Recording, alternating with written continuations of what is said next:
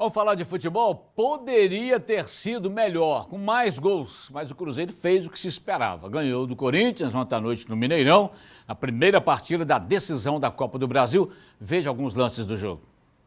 Não por acaso, quase todos os lances que você vai ver têm a participação de Thiago Neves. Ele foi o melhor em campo. Cássio conseguiu defender esse chute dele de longe. E na sequência da jogada, o Thiago Neves cabeceou para fora. Depois, Thiago Neves chutou novamente de longe e a bola bateu na trave. Até que aos 45 minutos, Egídio cruzou e quem estava na área para cabecear e fazer 1 a 0? Ele mesmo, Thiago Neves.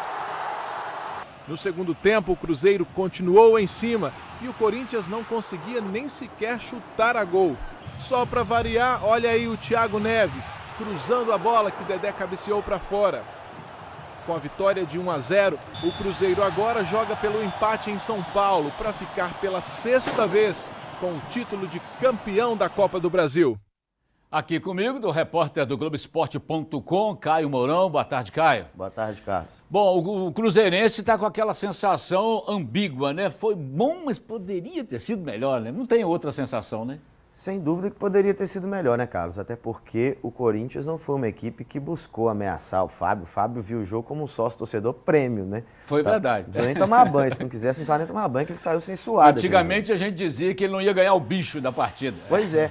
Aos lances aí. E talvez faltou o Cruzeiro um pouco de sorte, sem dúvida, mas faltou ser mais incisivo. A gente falava quando passava o VT que a bola mais difícil foi a que entrou, que ela precisou de desviar e cabeçadas mais limpas. Como essa, por exemplo? Como essa, como a do Barcos, como a do Dedé, acabaram não entrando. Então, o Cruzeiro teve a oportunidade de quem sabe, ter garantido o título nessa primeira partida.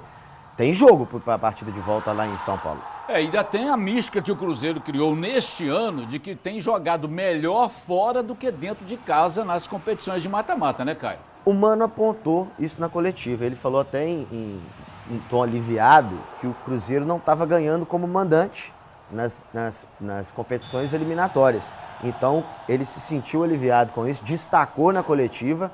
Então, é uma vantagem para o Cruzeiro não precisar sair para vencer. Tem um resultado na mão e o Mano gosta desse tipo de jogo, né? Dedé jogou muito bem ontem também, né? Jogou muito bem, uma segurança.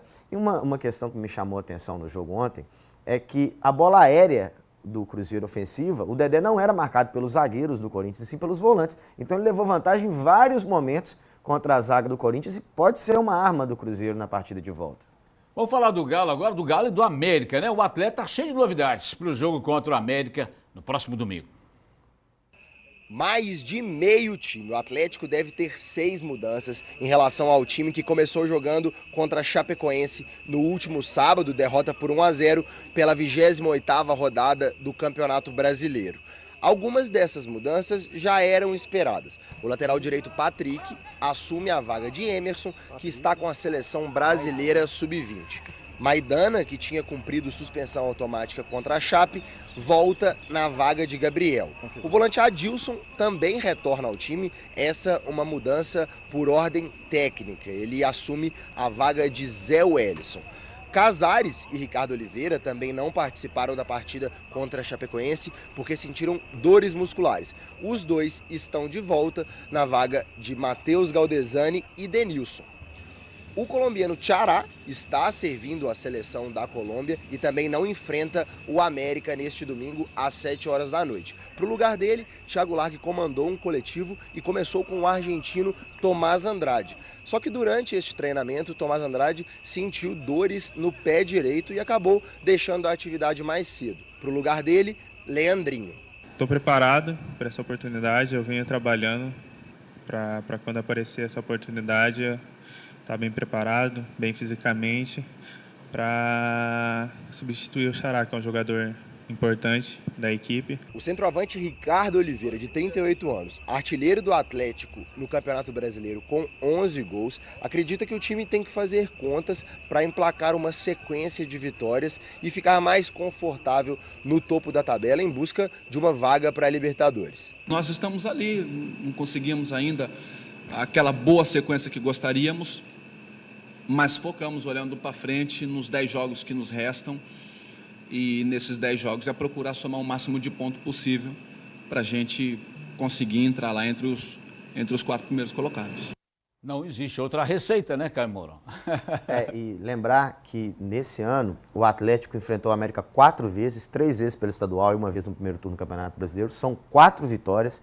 Só que o Atlético tem um retrospecto ruim contra o Adilson Batista em clássicos. É verdade, São rapaz. 12 jogos na história. O Adilson levou a melhor em 9, foram 2 empates e apenas uma vez o Galo venceu o Adilson Batista, só que no Cruzeiro, em clássicos. E no vale Cruzeiro ressaltar, ele tinha o Wellington Paulista, que adorava fazer gol na até na Chapecoense ele continua fazendo gol no Atlético.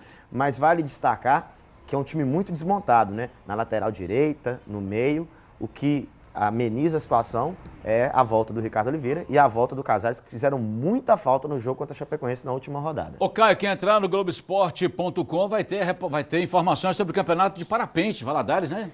Entre outros destaques, o Globoesporte.com/InterTVMG vai fazer a cobertura da segunda etapa do campeonato de voo livre, que acontece em Valadares, começa amanhã. Beleza, como é que é o endereço eletrônico? Globoesporte.com/InterTVMG, eu espero todo mundo lá. E eu te espero segunda-feira. Beleza, valeu, Caio. Obrigado. Boa tarde. Valeu.